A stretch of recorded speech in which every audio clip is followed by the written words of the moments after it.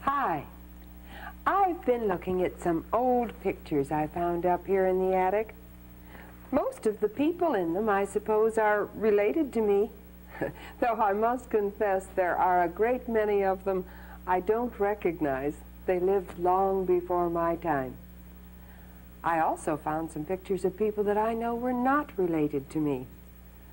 I bet this fellow's picture can be found in a great many houses, and maybe that's as it should be, because he's often called the father of our country. That makes him kind of related to all of us, doesn't it? What's his name? George Washington, that's right. And no story about America would be complete if we didn't learn something more about him. Today, let's find out something about his life before he became the father of our country. When George Washington was born, there was no United States of America. There were only 13 colonies, and they all belonged to England. George Washington was born in the colony of Virginia on February 22nd, 1732. He was born on a farm. In those days, there were no big cities, and most people lived on farms. But as Washington grew up, more and more people came to the colonies. Soon, all the good farmland was gone. So people began to move onto the land west of the English colonies.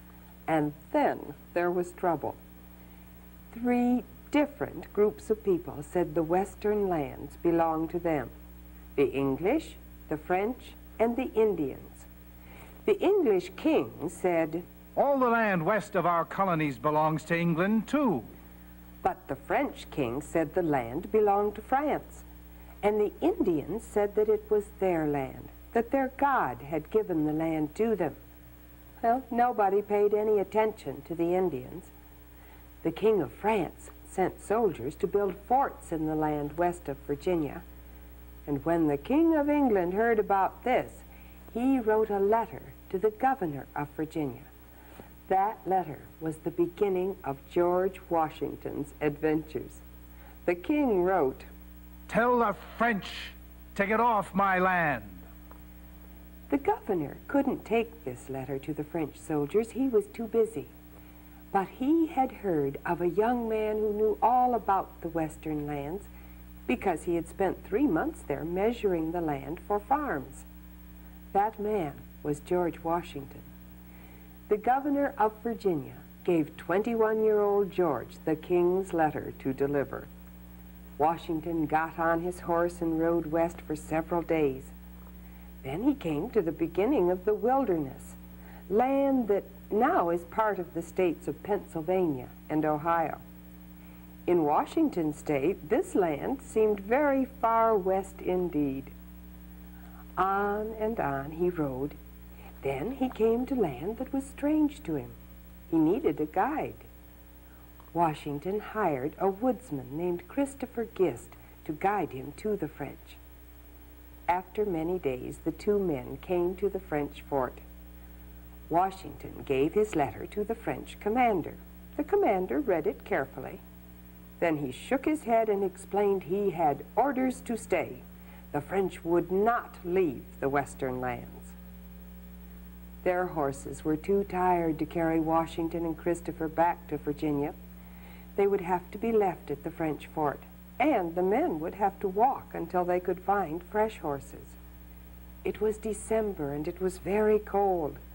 Oh, at home in Virginia, Washington rode a horse everywhere he wanted to go. He was not used to walking in winter woods. That night, the two men slept on the bare ground. When Washington woke in the morning, oh, his feet were swollen. How they hurt! But he got up and followed Christopher through the woods once more, slowly.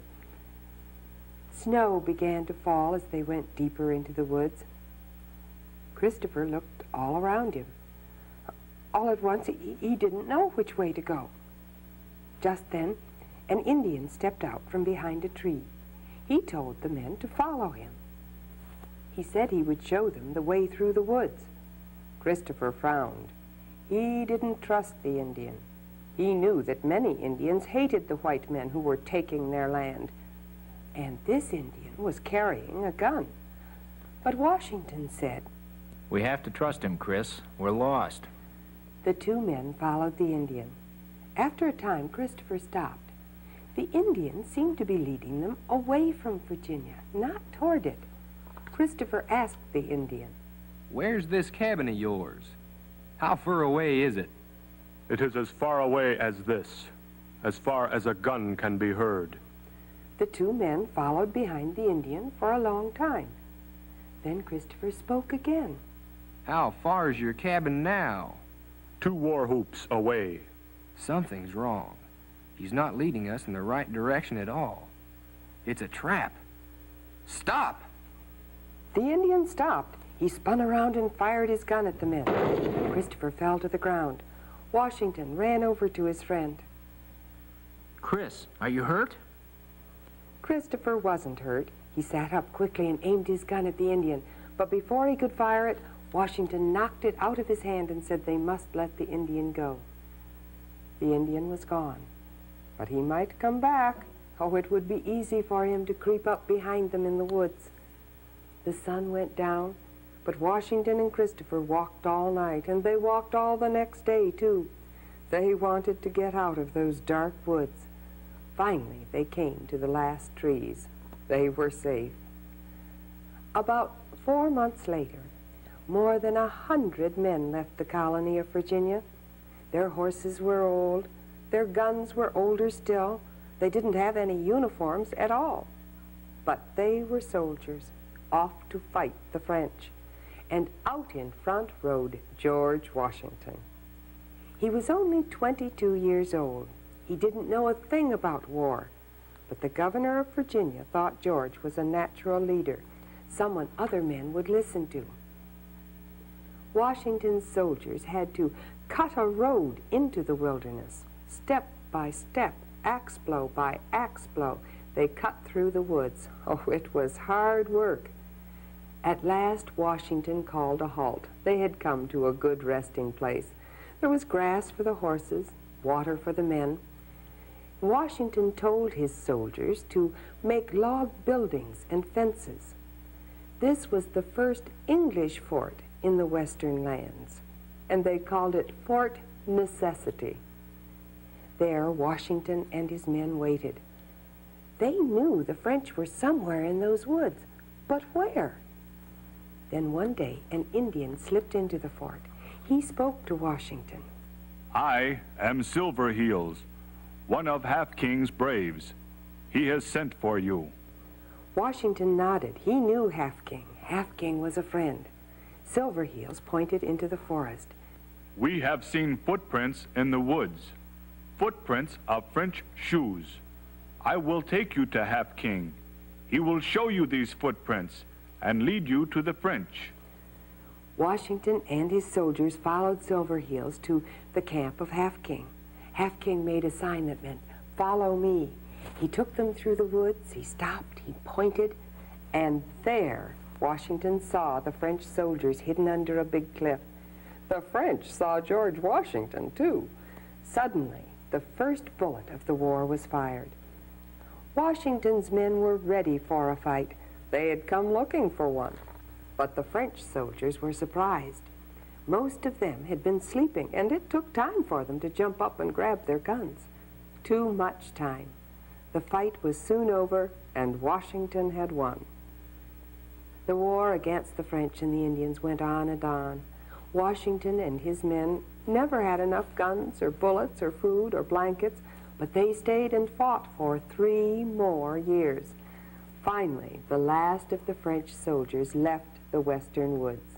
The English had won the war.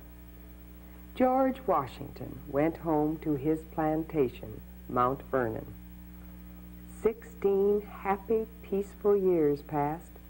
Washington was growing older, and he was sure his adventures were behind him now. Oh, he didn't miss them at all. Maybe George Washington didn't miss adventure, but adventures were happening all around him. The quiet years for the colonies were over. The American colonies had belonged to England for many years. Now, a lot of Americans wanted to be free from English rule, even if it meant going to war. But if war came, who would lead the soldiers? Oh, that was a big question, and one that needed to be answered quickly. Many important men of the colonies met together in the town of Philadelphia to talk about their troubles with England. There were merchants from New York, lawyers from New England, there were men who simply had a lot of money, and there was a tall planter from Virginia, George Washington. Washington was a few days late getting to the meeting, and when he walked through the door, everyone looked up. He was so sure war would start that he'd come dressed in his old army uniform. Who would make the best general for the new American army? Almost everyone got up and made a speech for the man he wanted. George Washington did not make a speech. He might whisper a word to a friend, but no speech. He was too shy for that. Most of the men at the meeting had heard of George Washington, and when the question was asked, "Who is the greatest man here?" the answer came back. If you mean who can make the best speeches, I'd say Rutledge of South Carolina. But if you want a man of sound judgment, George Washington of Virginia is the greatest man here. Many must have agreed with this, for on June 15th, 1775, the men picked their general, George Washington. Washington wanted this job, yet at the same time he didn't. He remembered too much. He remembered watching men go hungry in the war against the French and the Indians. He remembered watching men die. But he believed in this fight. He wanted America to be free. And he had to admit to himself that he really did like to be in the middle of things. Just one more adventure, Washington thought to himself. In the summer of 1775, General George Washington rode away from Mount Vernon to the biggest adventure of all, the Revolutionary War. And it was a long adventure. The war lasted 6 years before the American colonists won their freedom from England. Then a new country was born, the United States of America. I bet I don't have to tell you who was chosen to be the very first president of our new country. Who was it? That's right, none other than the man we've been hearing about today, George Washington. The stories I told you came from this book, The Adventures of George Washington, by Mickey Davidson. I wonder who we'll hear about the next time we meet. I guess we'll have to wait to find out. And I'll see you then. Goodbye.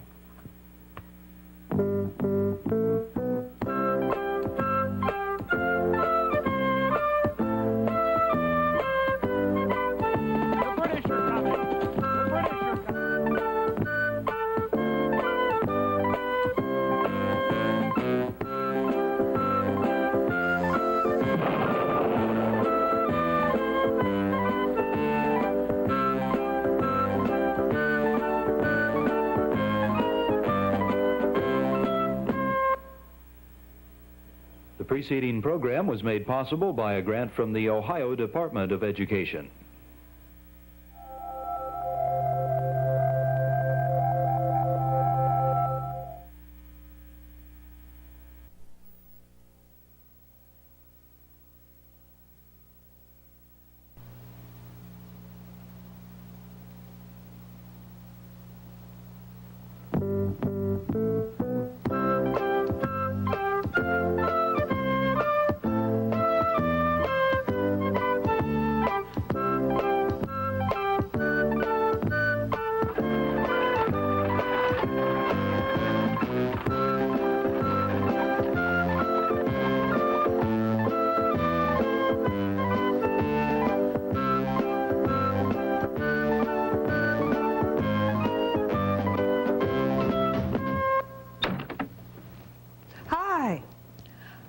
do you like my new hat? I guess it isn't really new. I found it in one of the old trunks. It's the kind of hat that was worn by our early pioneers. Oh, the pioneers had to be good hunters. They needed animals for food, but perhaps just as important, they needed animal skins and furs for clothing. Then he made deerskin jackets and trousers, leather moccasins, and good warm fur caps. I used the word pioneer. Do you know what a pioneer is? A pioneer is someone who does something first, who makes a way for others to follow. So the early pioneers were those people who went into the wild parts of our country. They cut the first roads. They made trails for others to travel on. They cleared the land for the first farms, and they built the first forts. Perhaps one of the most famous of our early pioneers was a fellow by the name of Daniel Boone. Oh, he sometimes wore a cap like this. Daniel traveled about a good deal during his lifetime, but he was born on a farm in Pennsylvania. And I would like to tell you about a very important day in his life when he was a young boy. It's a story that can be found in this book, Daniel Boone, Boy Hunter, by Augusta Stevenson. It was November 2nd, 1746, and it was Daniel Boone's birthday. He was 12 years old. He had been looking forward to his 12th birthday for a long time. On this day, he hoped to get the gun that his father had promised him. Oh, his brothers had received their guns when they were 12. He wasn't at all sure he would get one.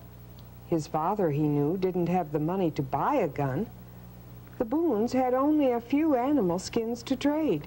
Oh, Daniel was afraid there wouldn't be enough skins to trade for a gun. Hunting had been bad all fall. It had turned cold early in October. There had been several bad snowstorms, and the fur-bearing animals, the beavers and foxes, the weasels and martens, had hidden away in caves. It was their skins the traders wanted most. Daniel was afraid they might not take deerskins in trade for a gun, and as far as he knew, that was all that the Boones had. Daniel realized if there were no skins, there would be no gun. Soon his friends would stop to see it, too. Well, he didn't have to be ashamed, even if he didn't get his present. Other people wouldn't have furs to trade this year either. Daniel wished, however, that he hadn't told his friends he was getting a gun for his birthday. Daniel knew the gun should be on his stool at breakfast. That's the way it had been on his brother's birthdays. If it wasn't there, should he act as if he hadn't expected one? Should he pretend he didn't care? Just then, his mother called. Breakfast is ready. Come quickly. Dan tried to hurry. Everyone had to be in his place at the table for morning prayers. But his moccasins had shrunk and he couldn't get them on. Daniel, hurry. So down the ladder he went with his moccasins in his hand. He looked at his stool. He smiled. Then he laughed aloud. It was there, a beautiful, shining new gun. Daniel picked up his gun. It's beautiful. I'd rather have it than anything else in the world. You must have given a good many fine skins for it, Father. Your brothers found the skins, Daniel, and kept them hidden. After breakfast, the older boys went out to start on the farm work. I'll be out to help just as soon as I can get my moccasins stretched. We can get along without you today. It's your birthday, isn't it? Why don't you go hunting? Well, I did kind of promise Henry I'd go. Before you got your gun? You took an awful chance, Daniel. The brothers went away smiling. Daniel smiled too. He was so happy. Soon his friend Henry came. Henry examined Daniel's gun carefully. He said it was a fine gun. Dan was pleased. He knew it was a fine gun, But it was nice to know his friend thought so too. Daniel was anxious to try it out, so he and Henry did go hunting. The snow was covered with a crust of ice so thick they could walk on it. I'm afraid we won't find any game. It's too cold. It's been cold for a week. They'll have to come out for food.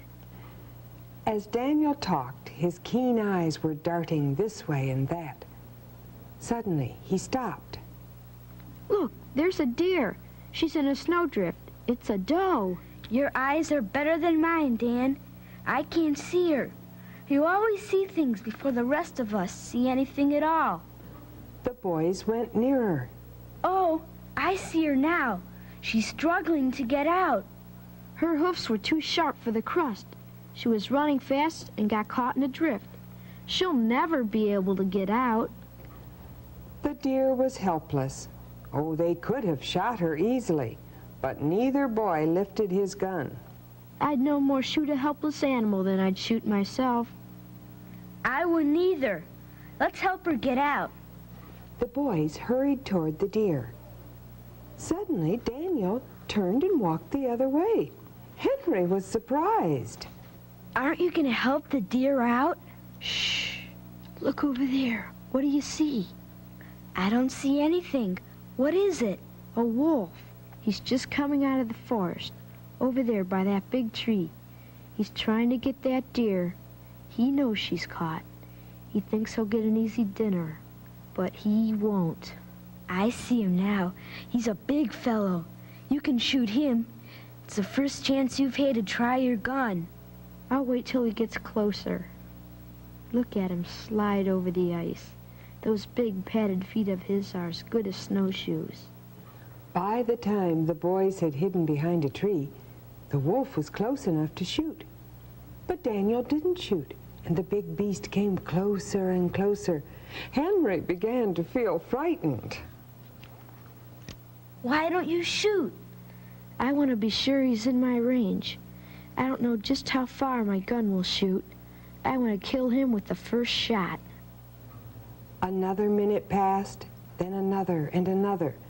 Oh, the wolf was so close they could hear his heavy breathing. Henry was scared. If Dan didn't shoot in another second, Henry intended to kill the wolf himself. Just at that moment, Daniel shot, and the wolf fell dead. The boys drew their hunting knives and ran to the wolf. They wanted to be sure that the wolf was dead, not just wounded. One look, and they were satisfied. Then they hurried to the deer and helped her out. She sped away up the creek where the ice had thawed. She's showing good sense. She'll know better than to try to run through such deep snow again. She had to learn. She looked pretty young. Maybe this was her first snow. I'm sure it is. She wasn't a year old. After that, the boys shot enough squirrels and rabbits for both families. When they knew they had enough, they stopped. Oh, frontier boys thought it was fun to hunt, but they never hunted just for fun. My gun's done enough for the first time. You haven't missed many shots yourself, Henry. If only I had your eyes. I wouldn't miss any, Daniel. But most of us don't have eyes as keen as yours are. That was a story about Daniel Boone when he was a young boy. But how did he happen to become famous? Why do we know his name so well? Perhaps we can find out from a group of people in Lexington, Kentucky. Some 60 years after his 12th birthday, Daniel rode into Lexington. Oh, he was becoming an elderly man by now. His hair was white, but he was still strong and powerful. He hitched his horse to a hitching post and went into a shop. Just then, one of the boys playing nearby called. I know him. It's Daniel Boone. It couldn't be. He doesn't live here in Kentucky now.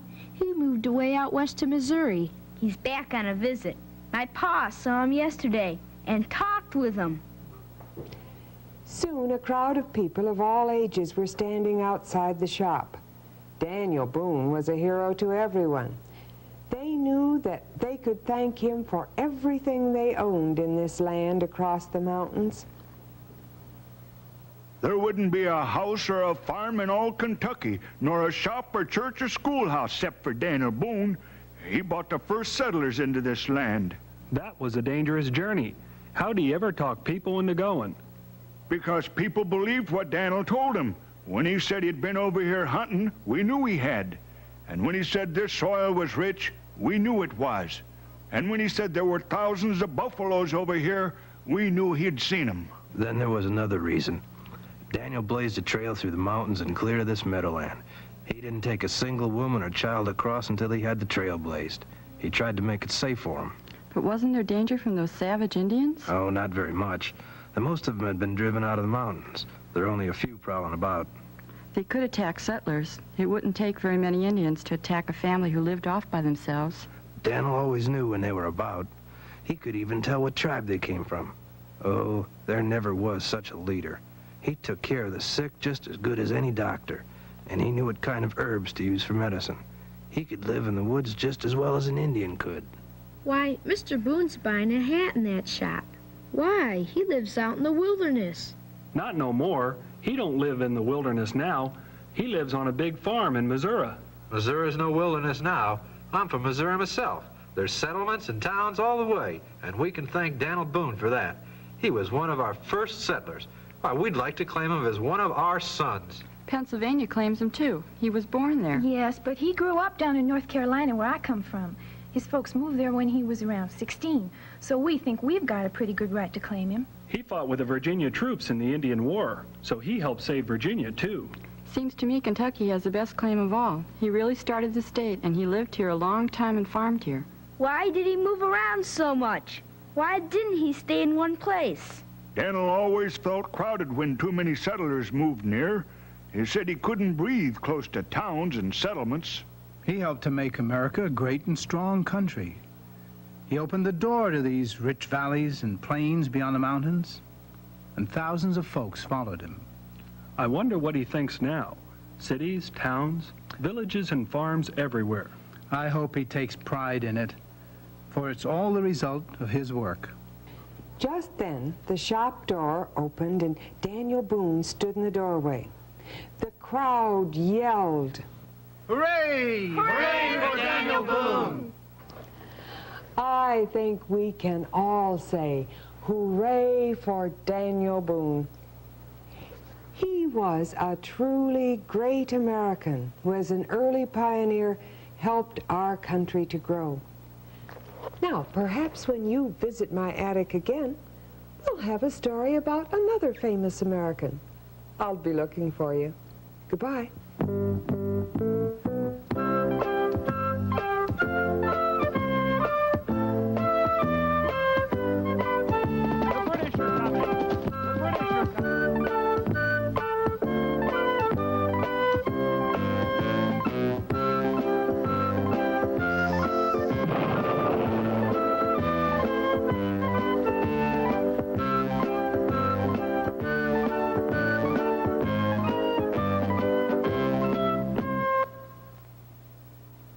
The preceding program was made possible by a grant from the Ohio Department of Education.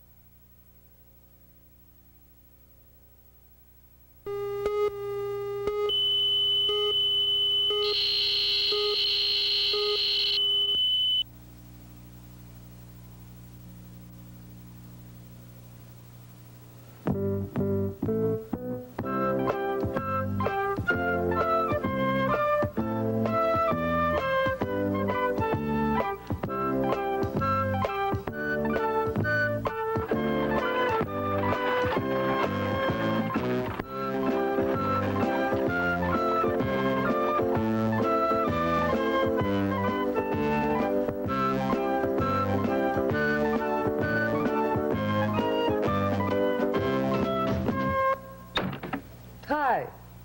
It's time for another story about our country's past. In some of the stories that we have already shared, I have mentioned the Revolutionary War, or sometimes it was called the War for Independence. Oh, it was such an important war for our country that I think we should learn more about it. What caused it? How did it happen to start? Well, some 200 years ago, the eastern part of our country was made up of 13 colonies, and each of these colonies belonged to the country of England. The King of England made the laws, and he also demanded that the American colonists, the people living in the colonies, pay him money called taxes. Now, to make sure that his laws were obeyed and the money paid, he sent soldiers to America. These soldiers were called redcoats because of their bright red uniforms. Many of the colonists became angry with the way they were being treated by the king. Why, they even pulled down a statue of him that stood in New York City. These colonists believed that they had the right to make their own laws, and they did not want to pay the tax money. When the King of England would not listen to their complaints, the colonists decided they would have to fight for their rights. Now, they wanted to keep their plans a secret from the redcoats, so they hid their guns and ammunition. One of the towns where they hid these supplies was Concord. But the redcoats found out about this. They decided to march to Concord and capture the guns. On their way to Concord, the English redcoats met some very determined American colonists. A battle followed, and the War for Independence had begun. I got to thinking about that first battle of the Revolutionary War when I found these old silver spoons up here in the attic. They reminded me of the exciting things that happened to a girl and boy, Debbie and Tim, just before that Battle of Concord. It all had to do with 6 silver spoons. The sun was not yet up when Tim called his sister from the bottom of the stairs. Debbie, Debbie, wake up! Wake up, Debbie, wake up! It's almost time to go. Debbie hopped out of bed and ran to the door. Today, she and Father and Tim were going to Grandmother's farm. It was 15 miles away, near Lexington. Grandmother had not been well. 10 days ago, she had called for Mother, but now Grandmother was well again, and Mother was coming home. Tomorrow was Mother's birthday. They had a surprise for her. 6 beautiful silver spoons made by Paul Revere. Father said that Mr. Revere was the finest silversmith in all of Boston. Debbie picked up Miss Arabella doll and ran downstairs. Hannah was in the kitchen. Eat your breakfast. Is Father here? Well, he had to go to Watertown. Looks like we're going to have more trouble with the British. But Watertown is miles away. He can't get back in time to take us to Grandmother's. Fiddlesticks, it's not so far. He left hours ago. There's Father now. But it was not Father, it was Tim. I took Dobbin and the Shay around to the front. We are ready to go. Debbie is scared your pa won't get back. He will if he can. But I hear the British are ready to march on Concord. To take the guns we have stored there. Will they march today? Oh, Hannah, will they let us go to the farm for Mother? There's no telling. 10 o'clock, 11 o'clock, 12 o'clock. Still Father had not come. At 2 o'clock, Tim decided to go and get the spoons from Paul Revere's shop. It will save time. Father will surely be here by the time I get back. I am going with you. Soft white clouds sailed in the April sky. Apple trees were in blossom. Oh, but there were soldiers in North Square. British soldiers? Redcoats. Father says they should go back to England. The children hurried across the busy square and down to a shop with the sign, Paul Revere, silversmith. Paul Revere was not in his shop, but a clerk told them that their spoons were ready. He handed Tim a little roll of soft gray flannel, and the clerk told the children they could look at the spoons. Tim untied the bundle and spread it out on the counter. How beautiful. Oh, Tim, I wish we could show them to Mother this minute. The clock on the wall struck 3. Tim tied up the spoons again. We should have been on the road hours ago. Come on, Debbie. A company of redcoats marched into North Square. The British are up to something. They may not let us go now. We should have left at daybreak. Without Father? We could go by ourselves if we had to. At the corner, they began to run. They raced down the street. Hannah met them at the door. Your pa's not here yet. Then he is not coming. We will go by ourselves. Come on, Debbie. Well, what'll your pa say, land sakes? Aren't you afraid? Tim gave Dobbin a little slap with the reins, and they were on their way to the town gates. On Debbie's lap lay the silver spoons. In her arms, she held Miss Arabella. 2 red-coated soldiers stood near the town gates. One of them came right up to the shay. 2 youngsters alone. And where might you be going? To Grandmother's farm, near Lexington. And what have you got there, little girl? My doll and a present for my mother. Let me see that. Ah, 6 handsome silver spoons. These are worth money.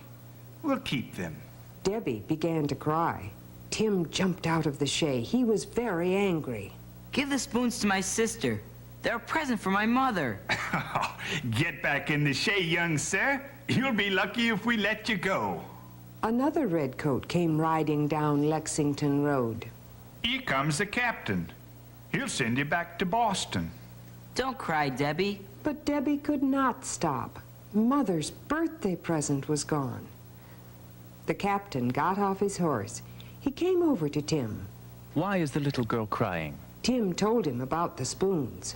Are you taking them to your mother? Yes, sir. Give me the spoons. Give me your doll's dress and bonnet, little girl. He rolled the spoons up tight in their flannel wrapper. Over this, he slipped Miss Arabella's dress. On one end of the roll, he tied the doll's bonnet. Now you have 2 dolls. Don't tell anyone that you have a present for your mother. Thank you ever so much. I have a little girl in faraway England, too. She's just about your age. You must be on your way now. Take care of your little sister. I will. Goodbye. In one arm, Debbie cuddled Miss Arabella. In the other, she held the make-believe doll. Miss Arabella is going the rest of the way in her petticoat, but she doesn't mind. It was night when they got to the farm. Tim drove into the barnyard. Mother and Grandmother heard them. They came running out to meet them. Bless my soul. Tim, Debbie, how glad I am to see you. The night wind was cold, but the farmhouse kitchen was warm and bright.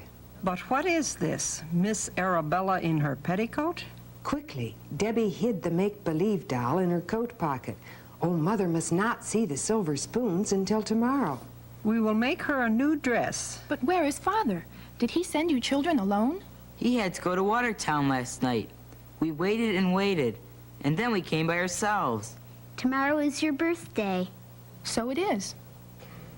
Tim and Debbie put their coats down on the settee, and as they did this, Debbie whispered to Tim that she had hidden the spoons in her coat pocket. It's Father! Before anyone could get to the door, Father was in the kitchen. Father told them that the British were coming for the guns stored in Concord. We believe that they'll march tonight. But when they get to Concord, they'll find nothing there. We've moved the guns out. We've stored them in new hiding places in other villages. We've worked very hard. Then they'll come up Lexington Road. Quick, put on your coats, children. Help me get some food in my knives and forks and silver bowls. We'll go down to the shed at the back of the orchard. We are too near the road here. There's no hurry. They'll not start out before the moon rises, and we may have news before that. They put out all the candles. Debbie sat by the front window. She listened for the tramp of marching feet. Tim and Father stood out by the edge of the road. They, too, were watching and listening. After a while, Debbie put her head down on her arms and fell asleep. She was awakened by the sound of a galloping horse. She ran out to the steps.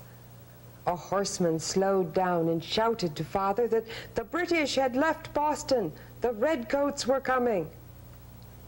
In an instant, the horseman was gone, galloping away toward Lexington. That was Paul Revere. Paul Revere? Debbie thought of the silver spoons. She ran back to the kitchen and picked up her coat. She put her hand in her pocket. The make-believe doll was gone. Oh, she knew she had put it there. She looked under the settee. It wasn't there. It wasn't on the table or on any of the chairs. Debbie began to cry. I've lost them. What is the matter? I've lost your birthday present. Father and Tim came in. I've lost the spoons. No, you haven't. Tim took the make-believe doll from his pocket. Here they are, Debbie. I thought they would be safer with me. Let's give them to Mother now. It's 1 o'clock of a brand new day. It is Mother's birthday. Mother untied the bundle and saw the 6 silver spoons. Oh, such beautiful spoons. Paul Revere made them. That's the Lexington Meeting House bell. It's the call to arms. I must go to Concord to meet the redcoats. Tim will take you to the orchard. Stay there till the troops have gone past. You'll be safe there. Yes, and so will the silver spoons. And that was the book, 6 Silver Spoons by Jeanette Sebring Lowry. Perhaps Debbie and Tim were not real people, but Paul Revere most certainly was. I hope that perhaps you will look for other books about him. We learned today that he was a silversmith and that he made a very important ride just before the Revolutionary War. I hope, too, that you will be coming back to my attic again soon so that we can share still other stories about America's past. Goodbye.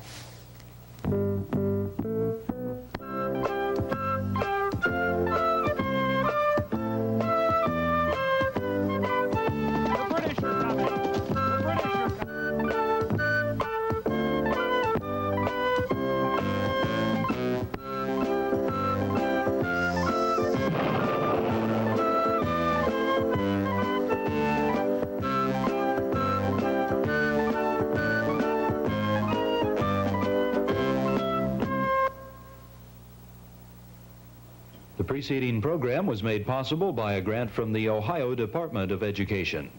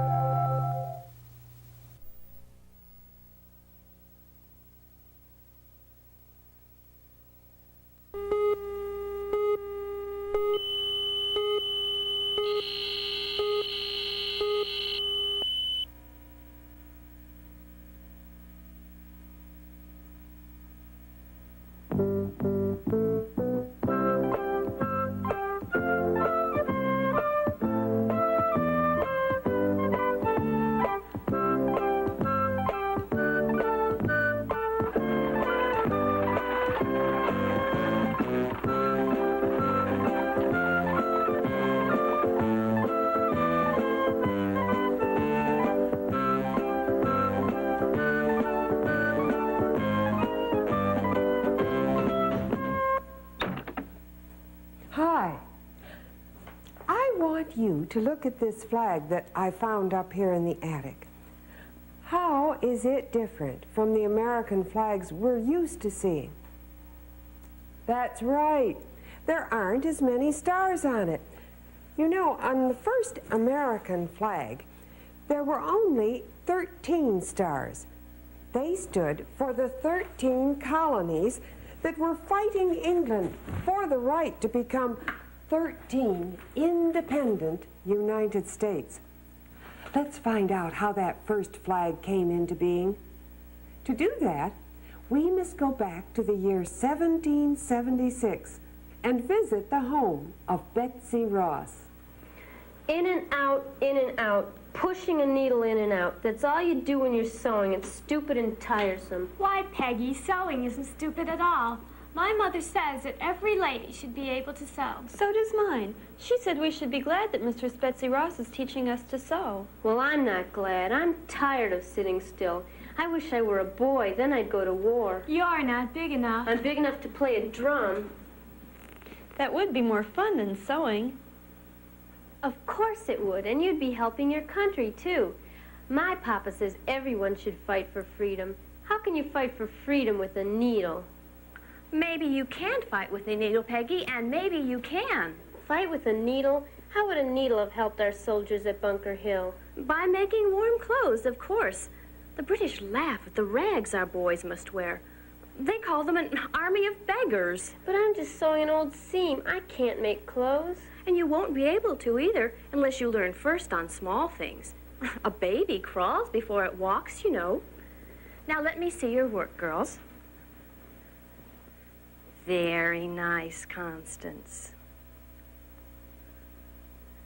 A little crooked, Elizabeth. Peggy, these stitches are much too large. I wish they were even larger, then I'd be finished. This kind of work takes only longer. Now you must rip your seam and do it over. Again? And again and again until it's right. That's a shame, Peggy. I suppose it's my own fault. I did hurry. If only I were helping in the fight for freedom instead of just sewing. How I would love to do something for General Washington, something he really needed. Cheer up, Peggy. Maybe you can sew him a shirt when you learn to make smaller stitches. A shirt? I mean something for America. I'll answer the door. If it's a poor beggar, I'll gladly give him my needle.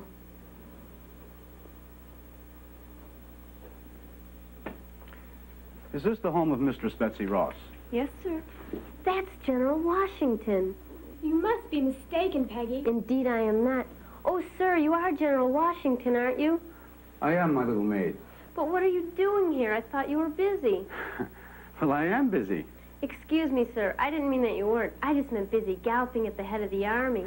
Well, we don't gallop all the time, my dear. Now, come, my child. Where is Mistress Ross? I'll get her, sir. I hope Mistress Ross will be able to do what we want. Well, I've heard she's a fine needlewoman. Oh, sir, she is. Mistress Betsy Ross is the best needlewoman in all of Philadelphia. Well, then she's the lady we want to see. General Washington. I'm honored, sir. What can I do for you? Mistress Ross, may I present Mr. Charles Morris? A pleasure, ma'am. We've come to ask you to do something important, Mistress Ross. Something for your country. Is Mistress Ross to fight, sir? Is she to be in the army? Oh, Peggy, be quiet, do. General Washington will be angry. Angry? Oh, no, not I. I've a liking for little maids. But, Peggy, there are other ways to help your country than by fighting. Perhaps Mistress Ross can help us with her needle. Madam, our country needs a flag. Now that we are fighting England, we can no longer use the English flag, which once we loved so well. We need a flag of our own, one under which the hearts of all of our countrymen can be joined together. Exactly. Now, some of our men march under the pine tree of Massachusetts. Others under the banner of a rattlesnake divided into 13 parts. We need one flag, one for everybody. A flag that will make our people realize they're no longer a part of old England, but a new country.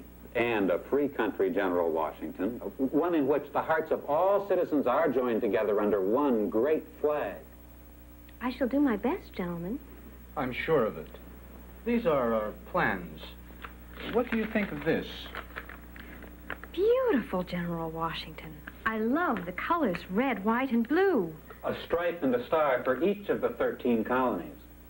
But this is the six-pointed star of the old flag. Let's have one of our own. A new star for a new country. What do you say to a 5-pointed star? Would it be difficult to make? Not in the least, sir. Peggy, you're seeing my child.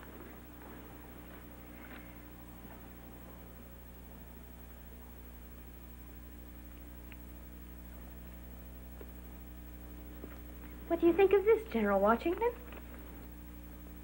I like it very much. We'll leave the plans with you. I shall begin at once. Good. Work quickly, madam. Our country needs its flag. Indeed it does. Farewell, Mistress Ross. Goodbye, my dears. Perhaps if you learn to sew as well as your good teacher, your needles may serve our country too. Goodbye, gentlemen.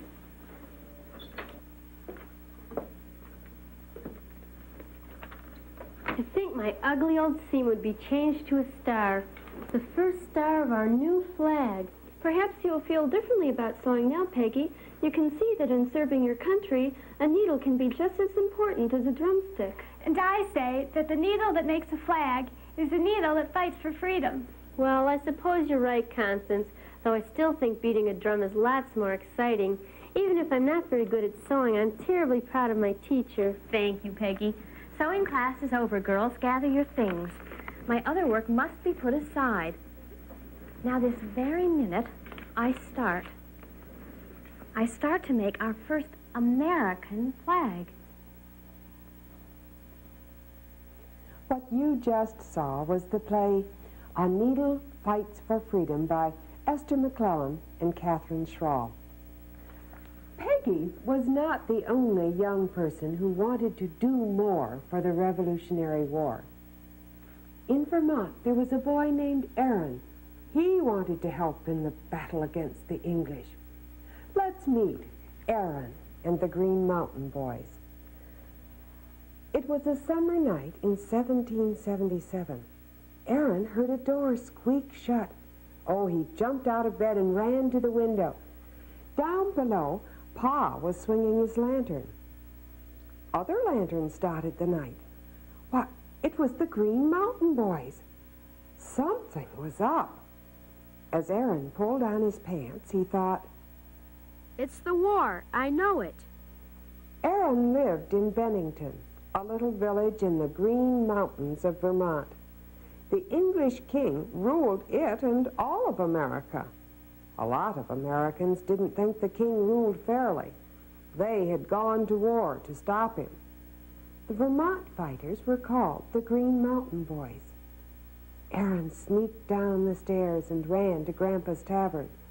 The tavern was the town meeting place. He crept into the kitchen and opened the hall door a crack. A colonel of the army was standing on a table. The British have captured the fort. Redcoats are on their way here now. We have only 100 Green Mountain Boys here, so I've sent to New Hampshire for help. But until it comes, we must be ready for anything. Right out loud, Aaron said, I'll be ready. Then Aaron turned to see Grandpa scowling behind him. The boys need help. And I need help washing all these extra mugs. Some of the Green Mountain Boys started right out to look for redcoats. Others stayed in town to wait for help. Pa stayed. One day, Pa climbed up on a fence. The soldiers from New Hampshire are coming. Aaron climbed up too. They don't look much like soldiers to me. They look like farmers. But at the tavern, Aaron saw a general who looked like a general. General John Stark. He heard him say, The British are only 2 towns away. I'll need every man who can hold a gun, and I'll need bread to feed an army. Aaron's pa said, And you'll need the rest of the Green Mountain Boys back here. I'll ride to get them. Grandpa spoke up. I'll get the bread. Aaron caught Pa at the door. I'll go with you, Pa. No, son. Then I'll go with the general. No, Aaron. Then you'll stay home and help your ma and your grandpa. The men followed General Stark out of town. Grandpa sat down and started to count. Let's see. There are about 1,500 men. Now, in one day, 1,500 men will eat 300 loaves. I'll sure need your help, Ma. I'll help too, Grandpa. I can guard the tavern, or take messages to the general, or... How about chopping the wood to keep the ovens hot? Yes, I could do that, I guess. It wasn't what Aaron had in mind. By afternoon, the oven fires were roaring. By evening, Aaron could smell the bread baking. And by the time he went to bed, Ma and Grandpa were stacking loaves on the tables and shelves on the windowsills. At dawn, Aaron ran to meet the soldiers' bread wagon. Sir, has the battle begun? Begun? The rest of the Green Mountain Boys have not even come, and the Redcoats are only one town away. I'll ride for the boys. Your pa's already done that. Well, then I'll go to the general. He needs more men. Grandpa came up and handed Aaron an axe. And I need more work and less talk. Bread. In the middle of that night, Aaron heard rumbling. Oh, but not cannon. It was thunder. It began to rain, first in sprinkles, then in bucketfuls. Oh, the next day, the soldiers' bread wagon didn't come and didn't come. Grandpa started to pace. Finally, he said, Hitch the horses. We'll deliver the bread. When they reached the camp, the general met Grandpa. Have you seen the rest of the Green Mountain Boys? No. Haven't you? No. Oh, it must be this blasted weather. The boys can't get through, our guns won't fire, and the enemy is digging in for battle just up the river. Aaron poked Grandpa. I'll stay. Tell the general I can shoot a blackbird at 100 paces. Pardon? Nothing, sir. The boy wants to shoot home and do some chopping before bed. The general smiled. Good boy. Keep the bread coming. Aaron could not smile back. I'm not going to finish this story. This is a book that most of you can read, and I'd like to think that you would do just that. You find out if the Green Mountain Boys get to the battle on time. You find out how Aaron helps. Now, the book you'll be looking for is Aaron and the Green Mountain Boys by Patricia Lee Gouch. I'll be looking for you to come back to my attic again very soon. Goodbye.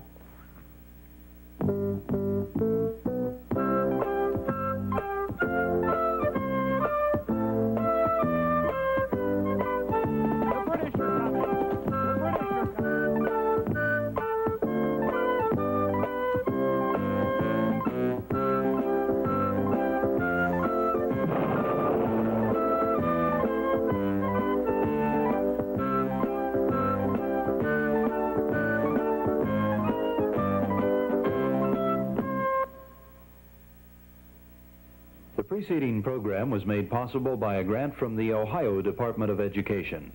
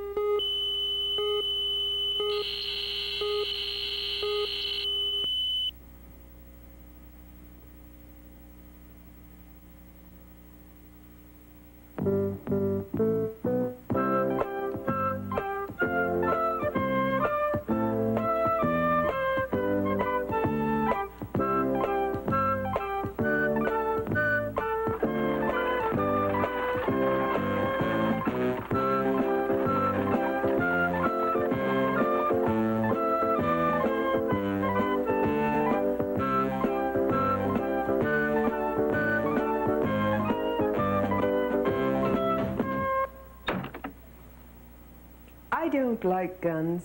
They scare me. But I thought you would like to see this one. It's a very old gun, one that was used by an early pioneer or settler in our country. Oh, back in those days, guns were very necessary. There were no supermarkets from which to buy food. There were no department stores selling clothes. The killing of wild animals could provide both meat for a family to eat and furs and skins from which to make clothing. The settlers also used their guns to scare away some of the fiercer animals that might try to attack them in the wilderness. And I'm sorry to say they also used them against the Indians. The Indians did not like the white families moving on to, using, and well, taking the land that their families had lived on for hundreds of years. I can't say that I blame them. In their anger, they sometimes would attack these frontier families or try to burn down their log cabins. Our story today is about a pioneer family living in Kentucky during the Revolutionary War days. It's called Indian Summer. Ma McCollum went to the cabin door and called, Matthew, Toby, go find the cow for us. We need milk for supper. The two girls, Jeannie and Judith, pointed toward a tree and told their mother, Ma, the boys are up in that chestnut tree.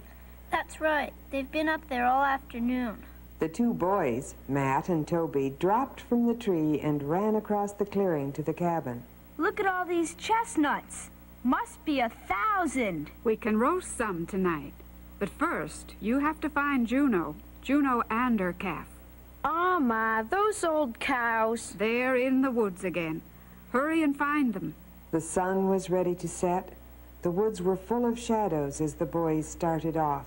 Let's get the calf first. Juno always stays near him. That's right. Wherever little old Lucifer goes, that's where Juno goes too. Lucifer! Lucifer! Lucifer! The boys hollered, but the woods were still. Then they heard Juno's cowbell sounding in the shadows.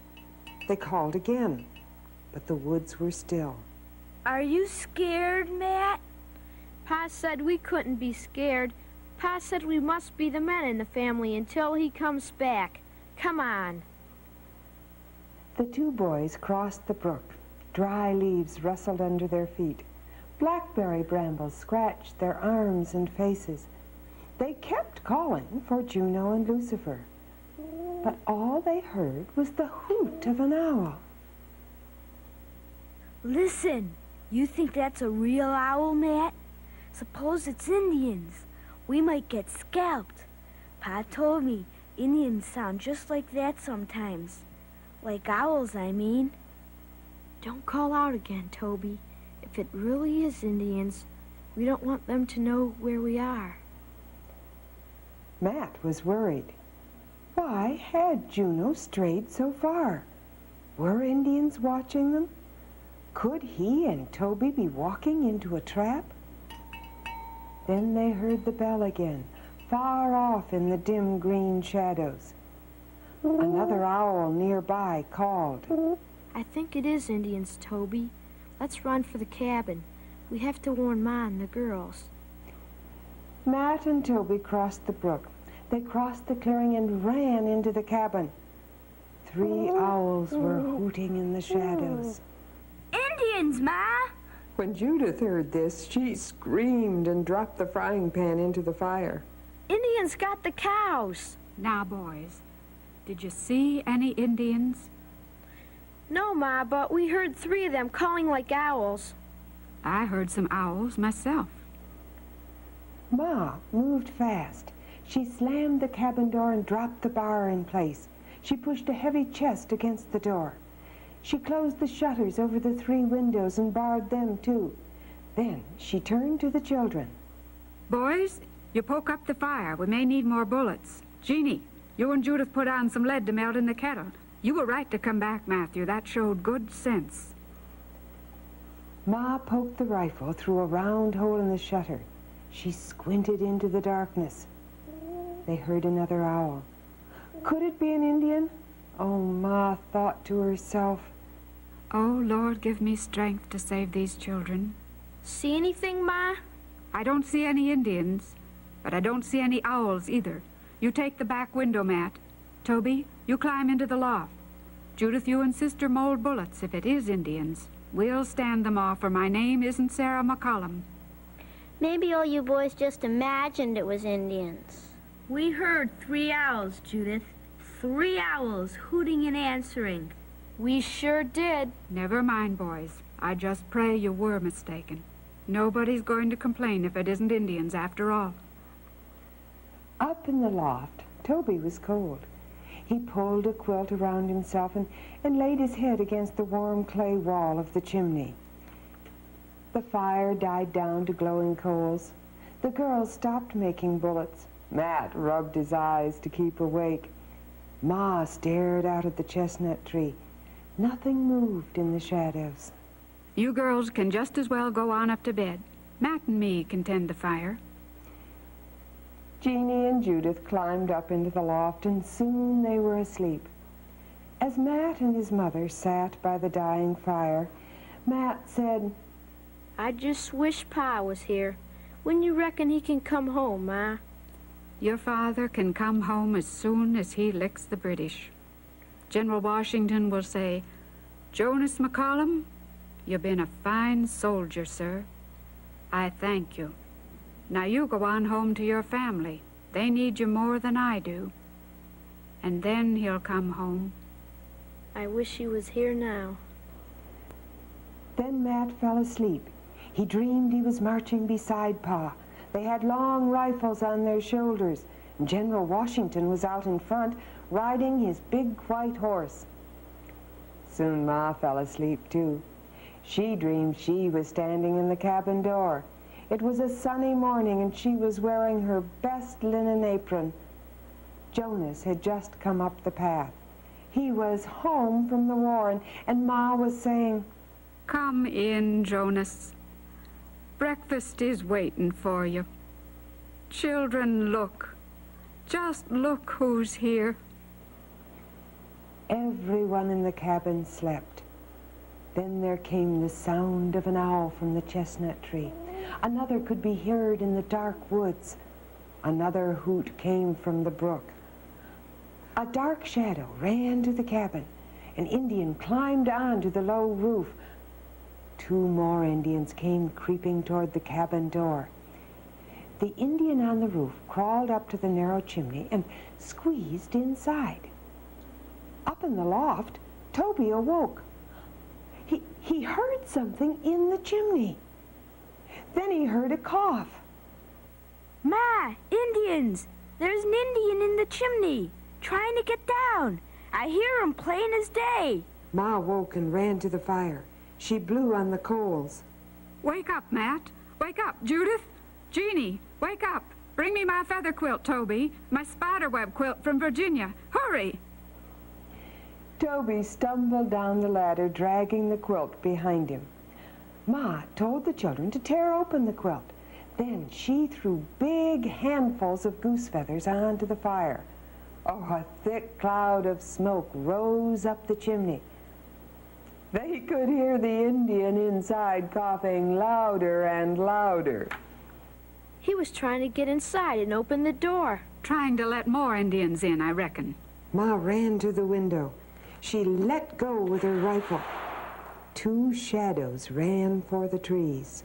Lord have mercy, I missed. Listen, Ma, he's back out on the roof again. Never mind. Put more feathers on the fire. We'll smoke him out good. If that chimney had been any wider, that Indian would have got down in no time. The Indian dropped off the roof. Oh, he was still coughing as he ran to the brook. Matt went to the window and took a shot with his rifle. I missed mine too, Ma. Just so they're gone. Ma gathered her children around her. They sat watching and listening, but everything was still. The Indians were gone. As the first light of day broke above the trees, they could hear the voice of Mr. Harrod from the fort. Hello? Hello in the cabin? Sarah McCollum, you all right? See any Indians? 3 of them were here a while ago. They tried to surprise us. We heard the shooting. We came as quick as we could. You better come with us. Everyone else is in the fort. They've been there for days. But if we leave, the Indians will burn this cabin. Jonas worked hard building it for me. I want to save it if I can. Never mind a cabin. Jonas wouldn't want you to stay here now. Those Indians will be back. Next time they'll come with more men. They'll get you for sure.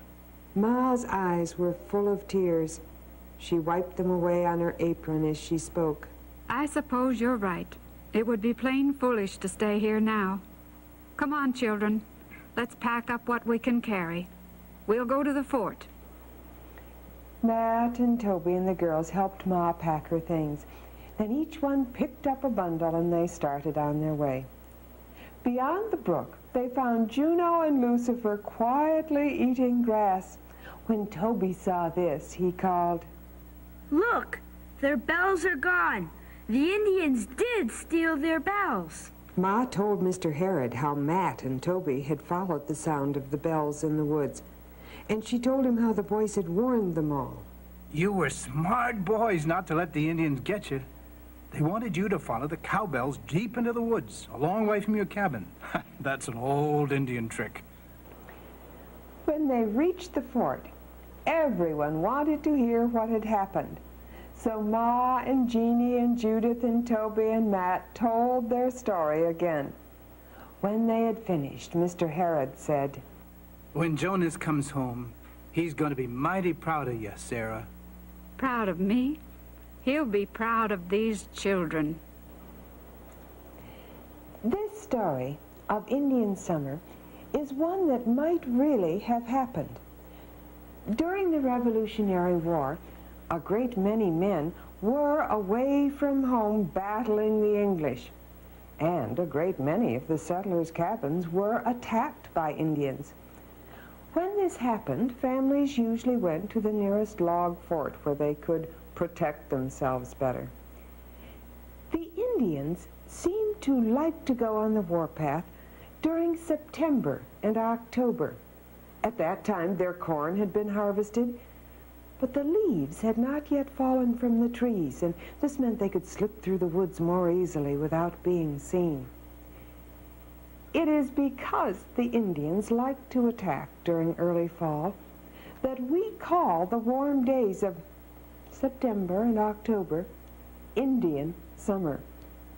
Unlike the pioneers, Indian summer is a time of year that most of us look forward to now. I look forward to seeing you again soon. Will I?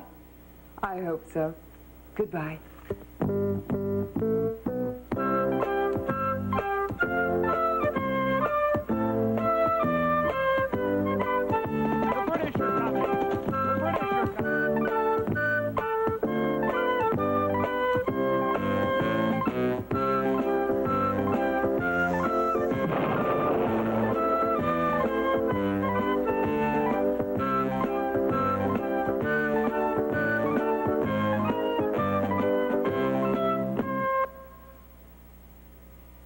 The preceding program was made possible by a grant from the Ohio Department of Education.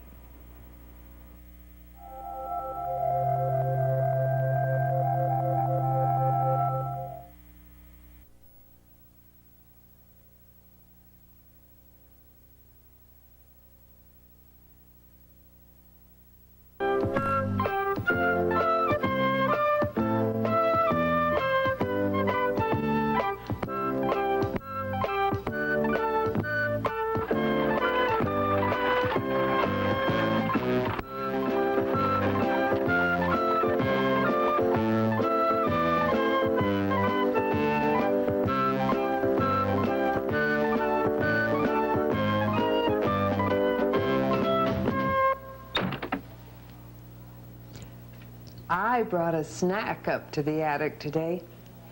Do you like apples? Oh, I bet you do. You know, different kinds of apples have different names. This one is called a Red Delicious. But there's also one that's called a Wine Sap, another known as a Duchess. There's a Macintosh, and there is an apple called a Jonathan that was named for a person that I would like to tell you about today. His name was Jonathan Chapman. If you've ever heard of him before, it was probably as Johnny Appleseed. Johnny Chapman was a happy boy. He lived on a farm, and he liked the outdoors, woods, birds, animals. Best of all, he liked the apple trees that grew on his father's farm in Massachusetts. Soon, Johnny knew how to plant seeds to grow more trees, and he learned how to take care of the trees he planted. As he grew up, he liked to go and stay in the woods. He never took a gun, for he would not hurt any animal. One night, when the rain came down, he went to sleep in a log. He felt something soft next to him. It was a bear. Johnny told the bear it was safe with him, and the bear stayed with Johnny all night. When he was 20 years old, Johnny went far away from the town where he grew up. He walked for days with a sack of apple seeds on his back. He wanted to plant the seeds in the wilderness. At that time, oh, many years ago, families were moving west to Ohio, Indiana, Illinois, Iowa, Missouri, and this land was known as the wilderness. There in the deep woods, oh, every town was far from the next town. Every house was far from the next house. Every family was far from the next family. The families had to work hard from morning to night. There were logs to be cut and animals to care for. It was hard to find food. "I will go and plant seeds," said Johnny. "Then apple trees will grow, and there will be food for the folks who live in the wilderness." Johnny would walk for many days and see nothing but trees, birds, and animals. But he liked the outdoors, and he was happy. Sometimes he met an Indian. Then he made friends with the Indian. They would walk along for a bit or stop to cook dinner over a fire. If the Indian should ask him where his gun or his shoes were, Johnny would answer, "I get along fine without gun and shoes." As Johnny walked in the woods one day, it began to snow. All day long the snow came down until it was very deep. Johnny was cold. He did not know what to do, for he knew he would have to walk for days to get to a house. "How can I walk without shoes?" he thought, in this deep, deep snow. That night, he made a fire and went to sleep in a log. Oh, but in the morning the snow was still coming down, and Johnny knew that he could not stay in the cold woods. So he cut off a bit of his coat and put it around his feet. He took a branch from a tree and put it over the fire. That made the branch very soft. He cut it up and made snowshoes. Now he could walk in the snow. After many days, he came to a house. An old woman lived there, and she was glad to see him. He cut logs and took care of the cow and helped her around the house. He stayed until the last snow was gone and the days were fine and sunny again. Then he planted some seeds for her and said, "I'll come back someday." Soon people began to talk about this man that walked along with a sack on his back. Oh, they liked to see Johnny as he stopped, to plant seeds or to help other people when he could. One morning, he stopped at a house and a little girl came to the door. "What is in that sack?" she asked. "Apple seeds," said Johnny. "What good are seeds?" she said. "Why not throw them away?" "No," said Johnny. "I'll plant some near your house, and one day you're going to see a pretty apple tree." Then the girl's mother came out. "Why, I know who you are," she said. "Is your name Johnny Appleseed?" "Yes, that's what they call me now. Once I had another name. It was Johnny Chapman. Well, I like Appleseed best." No one knew Johnny Chapman, but everyone knew Johnny Appleseed. Year in, year out, he went from town to town and house to house, and now many more people lived in the wilderness, and there had to be more food for them. The first trees that Johnny had planted had become big trees now with lots of apples. Oh, folks were glad when he came to town. He showed them how to care for the trees, and he made a lot of friends everywhere he went. But at the time when Johnny lived, many white men and Indians were not friends. First, the Indians had lived in the wilderness. Then the white man came and made them go away. Sometimes the Indians and white men would fight. Oh, but Johnny would not fight. He would not hurt anyone. Once, when Johnny came near a town, a man told him, "The Indians are hiding back of the hill. They're going to take the white men by surprise." Johnny ran as fast as he could. He stopped at every house in the woods, shouting, "Run! Run! Hurry! The Indians are hiding back of the hill. Run to the biggest house and you'll be safe." Then every father and mother took their children and ran to the biggest house. After that, people liked to tell how Johnny had saved them from the Indians. Year in, year out, Johnny went on planting seeds, and everywhere he went, his friends were glad to see him. They would ask him to stay for dinner or to stay as long as he liked. One day, a boy saw Johnny coming down the road and met him at the door. "Come and look at our trees," said the boy. "They're doing fine." Now, Johnny's back was to the door, so he did not see anyone come near the house. But the boy jumped to get a gun. Then Johnny saw an Indian. He walked over to him and said, "I am your friend." After he said some other things, the Indian went away. "How can you be his friend?" said the boy. "You saved us from the Indians." "Well," said Johnny, "I think we should help others when we can. So I will look at your trees, and then I'll go see that Indian. He came here to find me, and I want to help him. Next time, why not stop and think before you reach for that gun?" Many years went by.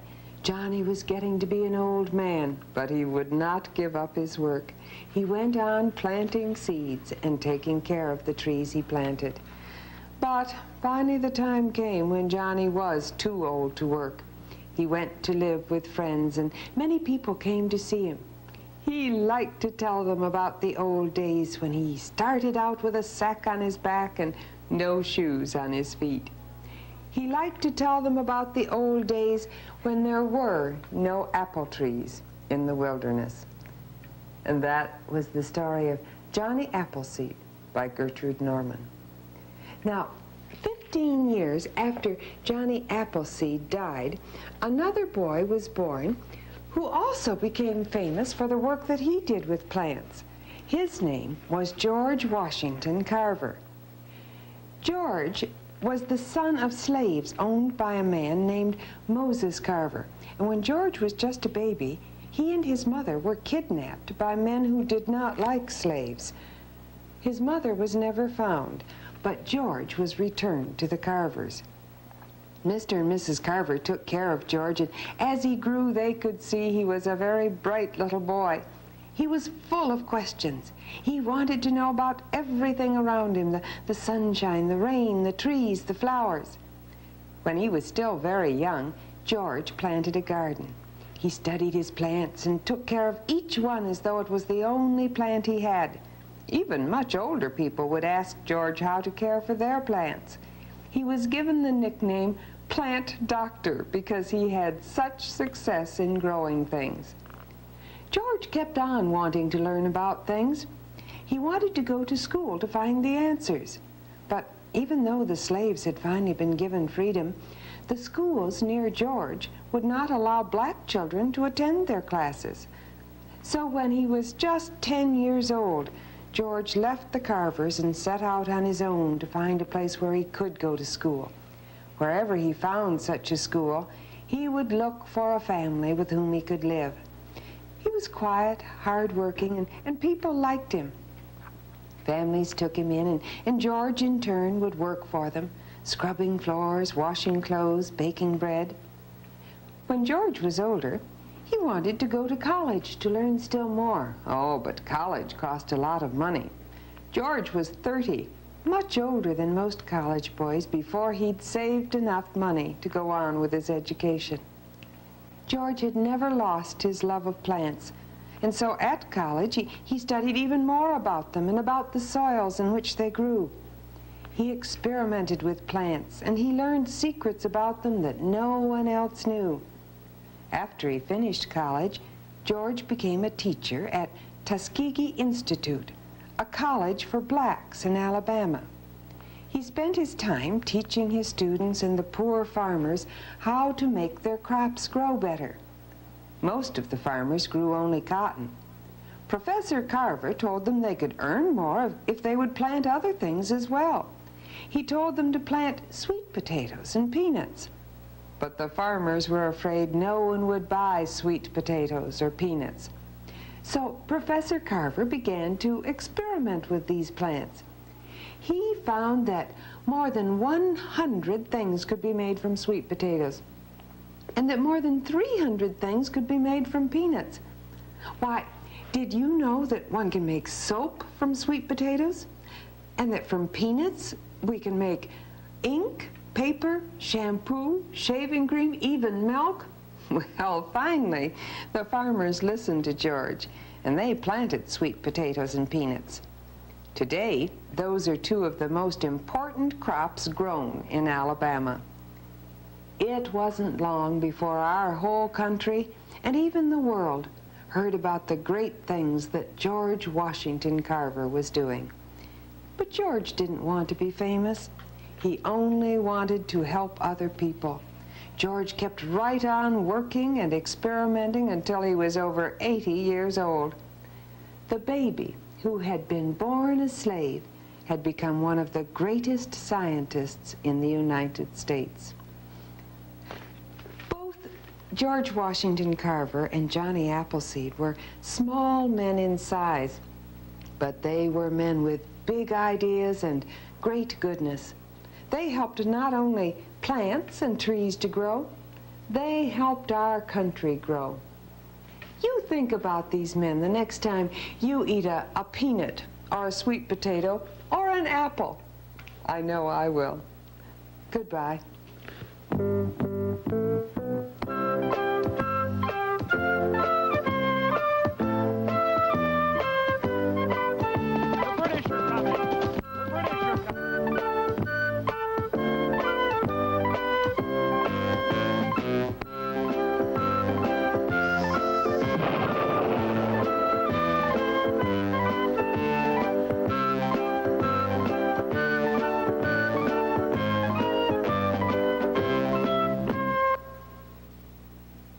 The preceding program was made possible by a grant from the Ohio Department of Education.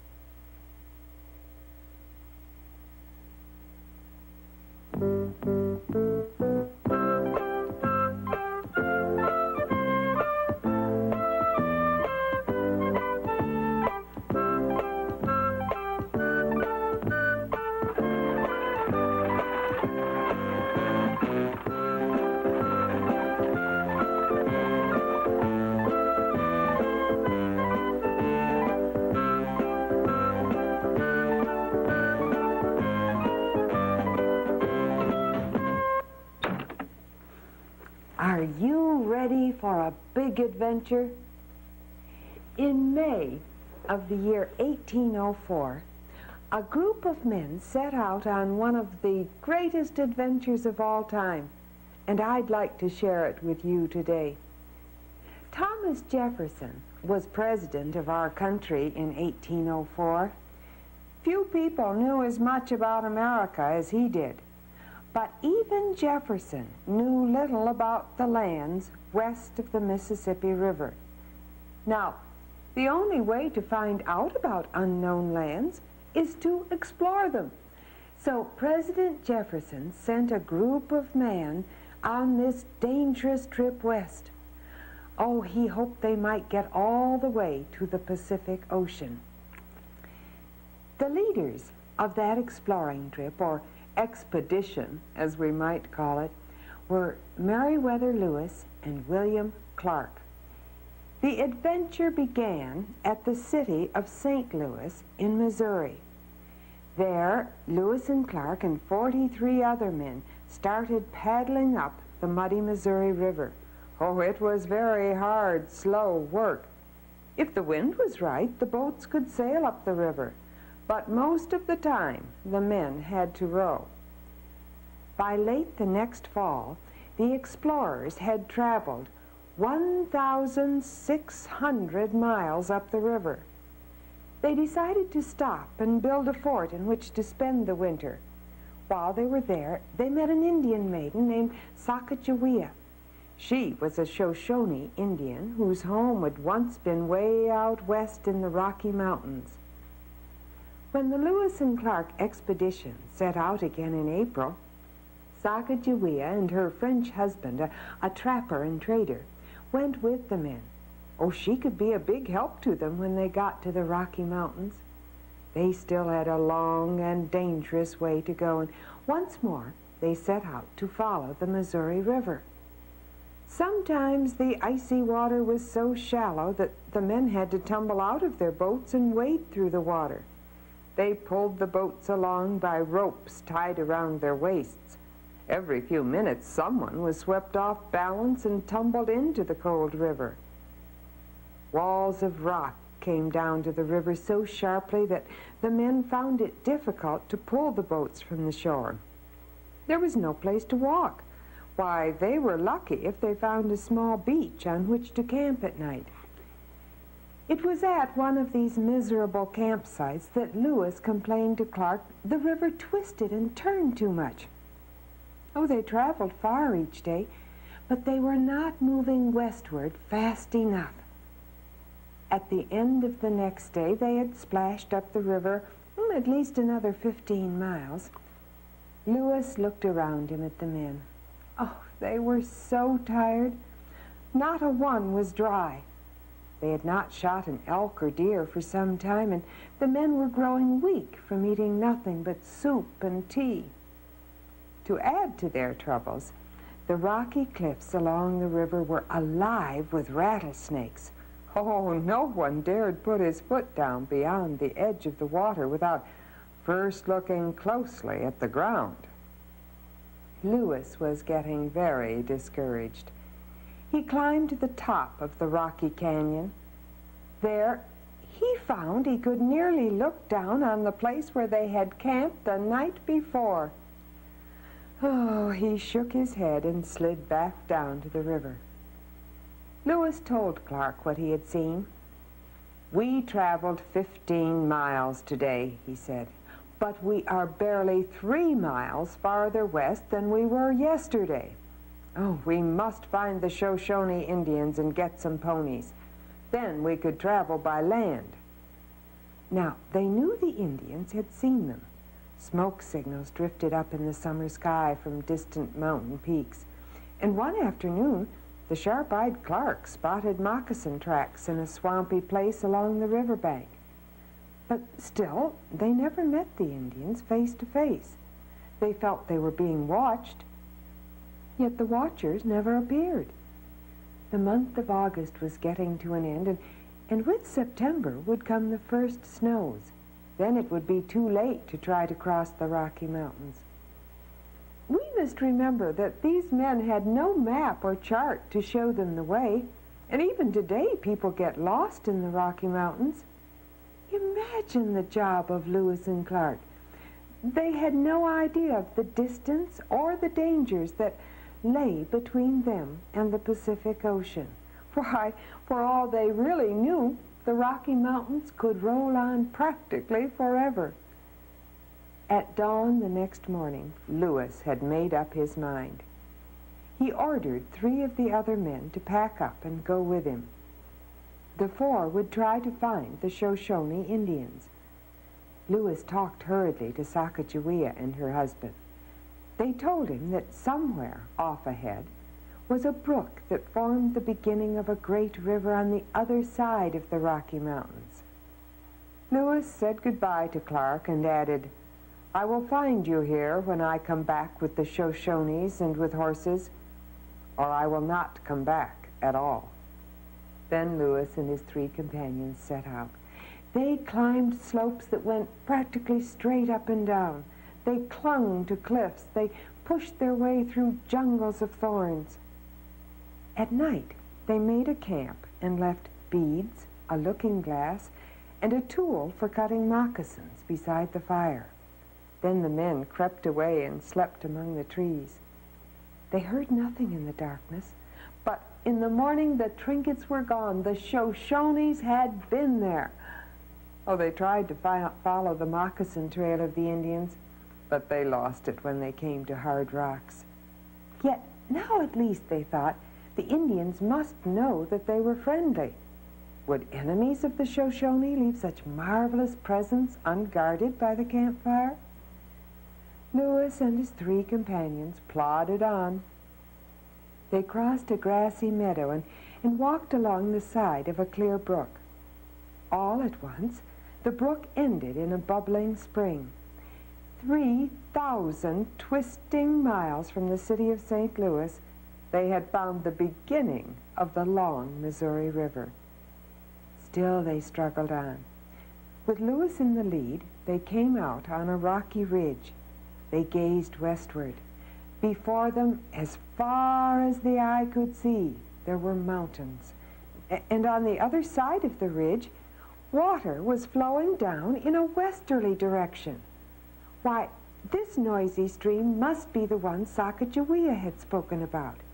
It would become the great Columbia River that flowed to the Western Ocean, the Pacific. The men hurried on. One of them pointed to a path in the grass of the meadow. Deer would not have followed so straight a line. Indians must have made the trail. The men kept walking westward toward the sun that was going down in the sky.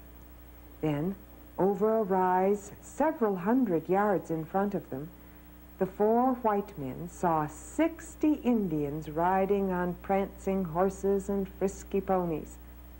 The feathers of their war bonnets bobbed to the motion of the horses. The chief in front held his spear high above his head. His followers carried bows and arrows.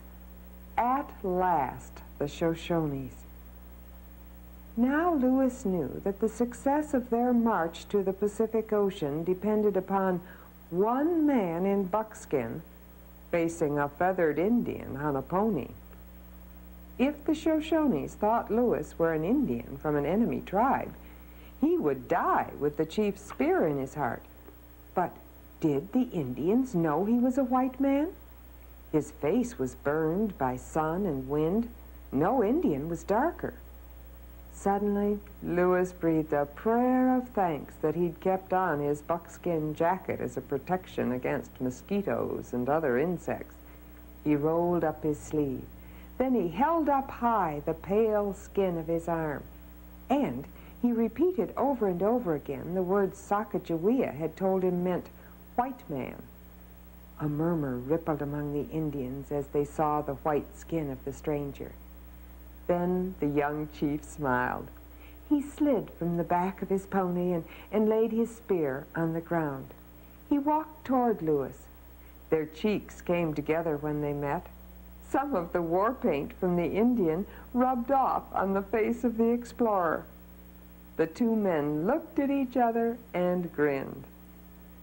The Indians and the 4 explorers rode back to Clark and the rest of the camp. Yells of joy sounded from the waiting men when the horse came into view. Even more gleeful shouts followed a few minutes later when Sacagawea threw her arms around the Indian chief. She was his long-lost sister. Oh, what a happy meeting. A great council followed at the campfire, and the explorers did some trading with the Indians. When they were ready to start out again on their trip, they had a dozen sturdy ponies to carry their supplies. Also, one of the oldest members of the Indian tribe, agreed to go with the white men. He would guide them across the Rocky Mountains. Oh, I wish we could follow Lewis and Clark and the others and the rest of their long, exciting, sometimes dangerous journey. But we don't have the 2 years, 4 months, and 12 days that it took them to complete their trip. Yes, they did make it to the Pacific Ocean and back again to the city of St. Louis. The tale of their adventure spread slowly through our country. At that time, there were no telephones or telegraph, no radio or TV, and all the news had to travel by mail, either on horseback or in a stagecoach. Now, this meant that the children in St. Louis heard about the marvelous adventure long before the children in Philadelphia or Boston or other cities in the East. But in time, everyone talked about Lewis and Clark. Some people could hardly believe what they heard. Why, these explorers had escaped from bears that weighed 1,000 pounds and stood 10 feet tall or more on their hind legs. They'd seen big-horned sheep that leaped from ledge to ledge at the very tops of mountains. There had been buffalo as far as the eye could see, trees taller than the highest church steeple, and mountains so huge the eye could not believe them. Soon other men were eager to push their way west to meet these wonders. Yes, Lewis and Clark had truly opened up a new and exciting part of America. Now, the part of their trip that we heard about came from this book, The Lewis and Clark Expedition by Richard Neuberger. Here is another book about the adventures of Lewis and Clark, and it is perhaps easier reading for those of you who would like to learn more about the trip made by these famous and brave men. As we share more stories, perhaps we'll learn what happened with those western lands as Americans tried to settle this new part of our country. Will you come back again soon for another story? I hope so. I'll see you then. Goodbye.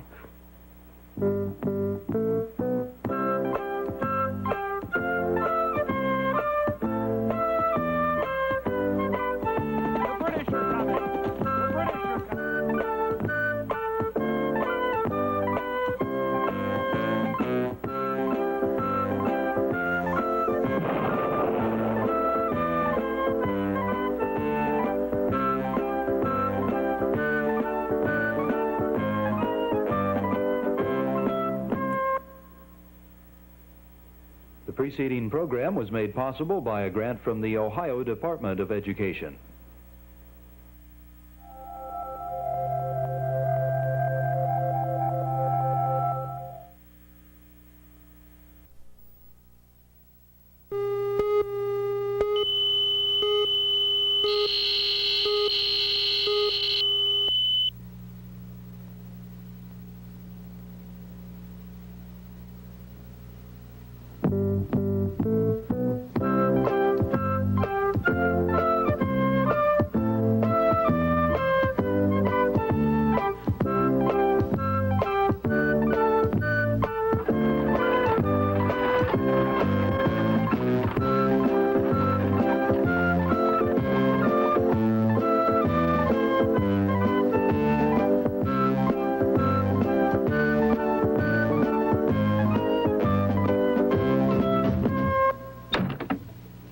Hi. I find such interesting things here in the attic. I was going through this box of toys and games, and see what I found hidden way in the bottom of the box. I must admit it, at first I was a little frightened. I thought this little raccoon had come crawling in through the window and made himself a home here in the attic. And then I saw that what I had found was a puppet. Do you like puppets? Yes, I like puppets. What? I said I like puppets. I heard what you said. It's just that I was surprised to hear you. Tell me, what do you do up here in the attic? When you aren't going through old boxes, that is. Oh, well, we share stories about America and about the people who have made this country great. Have you ever told the folks about Davy Crockett? He's one of my favorite heroes. No, I haven't, but I'd like to. Well, then, let's get to it. My friends and I will help. Your friends? Yep. They've been hiding in that trunk over there. Guess you haven't found them yet, but they're mighty good storytellers. More puppets. What fun. But what story shall we tell about Davy? There are so many. Well, one of my favorites is about little Davy and the bear, Slewfoot. I know that one. It was back in 1791, and little Davy Crockett had a birthday. His daddy gave him a beautiful new pop gun. Oh, you know what a pop gun is, don't you? That's right, it's a toy gun that shoots corks. Well, Davy was mighty pleased with his birthday present. I'll be a great hunter someday, maybe even today, but I have to practice. Now what can I practice on? Meow. Well, hi there, Matilda. Meow. That's a fine gun, Davy. It looks just like your daddy's. Yup. Of course, it's much smaller. And I've got a ways to go for the hunter my daddy is. I was just saying, I need some practice on my aim. Would you mind, Matilda, if I practiced on you? I see now. It's just a pop gun. It couldn't really hurt me. So I might's well let him practice. Okay, Davy. See if you can shoot me. I reckon I can. And it won't hurt, Matilda. I'll get you right between the eyes. Meow. Meow. Oh, boy. He hasn't hit me yet, but I'll play dead. I don't want to hurt his feelings. So Davy kept practicing on Matilda, and Matilda obligingly died each time. Get ready, Matilda. I'm taking aim. Ouch! I think he's getting better. He really hit me that time. Oh. Now that I've got you bagged, Matilda, I'm going to try for bigger game. Good. That was getting tiring. So Davy went to find a bigger animal. Woof, woof. A new gun, Davy. It's a beaut. How good a shot are you? Can you plug me right between the eyes? I'll try. Not bad. Guess I better play dead for Davy. Hey, I like this game. Gives me time to sneak a nap. I got you. First try. I'm getting to be a crack shot. I'm going to see if I can shoot old Henry. Now Davy was getting pretty sure of himself, perhaps too sure of himself. His pets all loved him and thought it was a fun game, pretending to let Davy shoot them. But what they didn't know was that Davy was practicing for a definite purpose. Hi there, Davy. What you got there? My new gun, Henry. I'm learning to shoot. I got Matilda an old bullet bag, just like a big hunter. I'm going after big game now. Get set, Henry. I'm going to try and get you right between the eyes. Hey, Davy, you did hit my nose. I got you right between the eyes. Now you should be dead like Matilda and old Bullet. Well, I reckon I can be as dead as those old tricksters. Here goes.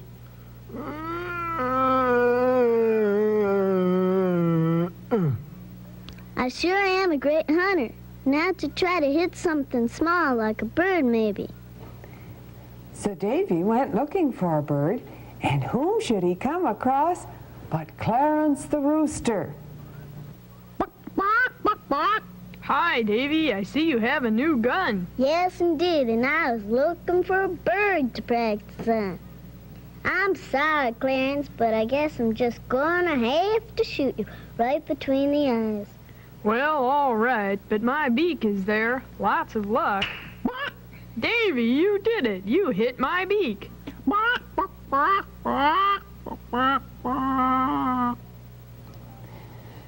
Now, Davy's aim was remarkably good. But corks are not bullets, and aim is not all there is to hunting. Davy, however, was very pleased with himself. He just knew that he'd practiced long enough. Well, all my game's bagged. I guess I'm ready now to go after Old Slewfoot. Old Slewfoot? The most dangerous bear in the woods? And little Davy thought he could get him with a toy gun full of corks? Oh, more likely, Slewfoot would get our little Davy Crockett. I'm here in the deep woods. Gee, it's darker than I thought it would be. I'm kind of lonesome. I wish I hadn't shot old Bullet. He could have come along. What's that noise? I think I hear a growling. I do, and it's getting closer. Oh, my stars. You got to be kidding, kid. What's your name? Davy Crockett, Old Slewfoot, and I'm going to shoot you right between the eyes. Oh, really? A lot of hunters have tried, and most of them aren't around to tell the tale. 'Cause I think you can see here I'm big as life. Bigger than life, you might say. What makes you think you can take care of old Slewfoot? Well, I shot Matilda, our old calf, and old Bullet, our dog, and Henry, our donkey, and Clarence, our rooster. I bagged them all with this gun, right between the eyes. Well, Davy, they sound like real nice folks to die for you. Maybe you're worth it. Go ahead, let her rip. But if you don't get me right between the eyes, what do you do then? I never thought of that. I'll just have to get you first time. Sounds like you will be a brave hunter if you live long enough. Yeah, you got me, Davy. Right between the eyes. Then why aren't you dead? Well, I'm a mite bigger than a cat, or a dog, or a rooster, or even a donkey. And I ain't so well-mannered either. You see, sticks and stones might break my bones, but, corks will never kill me. You mean the others, they all just play dead? Right. Oh, no. What are you gonna do to me, Slewfoot? Well, you could make a tasty supper for me. But fact is, I'm on a diet. That's good news, for sure. Or I could skin you and make me a rug for in front of my fireplace. I wouldn't like that at all. Fact is, I like your spunk, kid. You're a mighty brave little hunter. So I guess I won't spoil your record on your first day of hunting. I'll die, best as I can.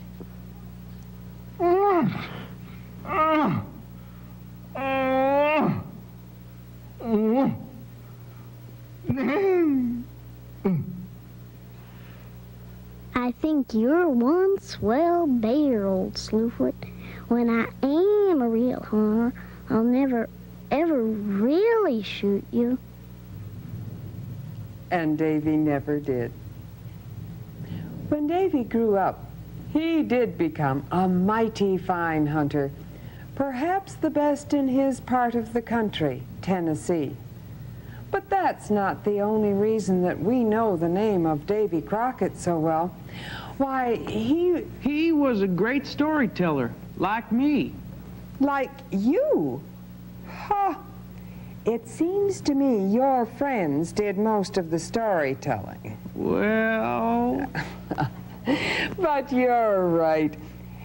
Davy was famous for the stories he told. He had so many strange and exciting adventures in his real life, and he loved to tell folks about them. Because he liked to make people laugh, he sometimes changed those real-life adventures into what we might call tall tales. Why, if he were chased by a snake, you can just bet his story would make that snake the bigger than life. And he loved to tell about how he and his pet bear could row a boat faster than a Mississippi steamboat could go. A pet bear that could row? Oh, somehow I doubt that.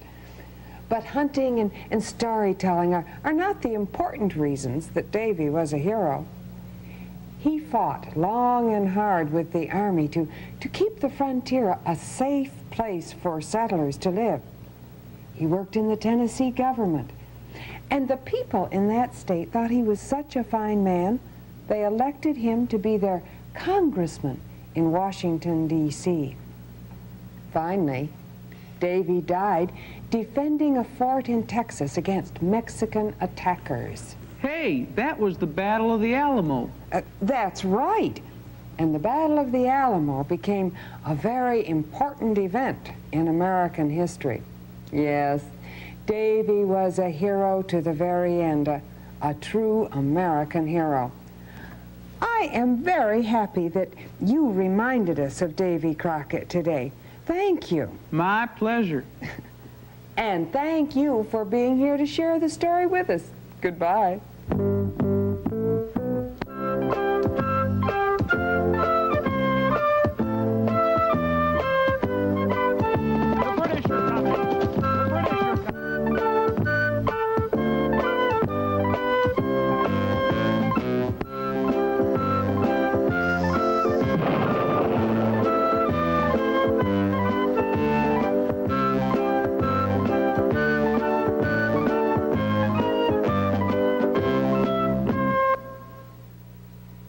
The preceding program was made possible by a grant from the Ohio Department of Education.